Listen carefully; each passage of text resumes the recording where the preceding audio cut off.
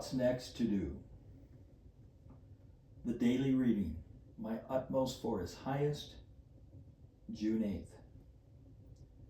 If you know these things, blessed are you if you do them. John 13:17. Be determined to know more than others. If you yourself do not cut the lines that tie you to the dock, God will have to use a storm to sever them and to send you out to sea. Put everything in your life afloat upon God, going out to sea on the greatest swelling tide of his purpose, and your eyes will be opened.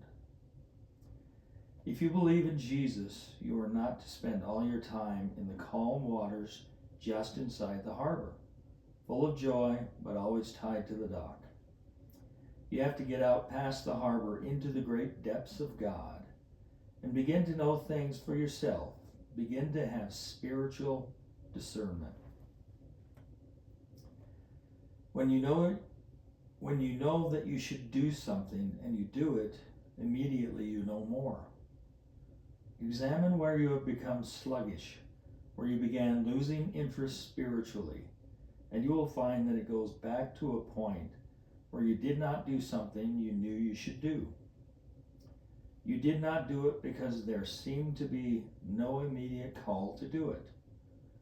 But now you have no insight or discernment, and at a time of crisis, you are spiritually distracted instead of spiritually self-controlled. It is a dangerous thing to refuse to continue learning and knowing more. The counterfeit of obedience is a state of mind in which you create your own opportunities to sacrifice yourself, and your zeal and enthusiasm are mistaken for discernment. It is easier to sacrifice yourself than to fulfill your spiritual destiny, which is stated in Romans 12:1-2. It is much better to fulfill the purpose of God in your life by discerning his will than it is to perform great acts of self-sacrifice. We'll do that again.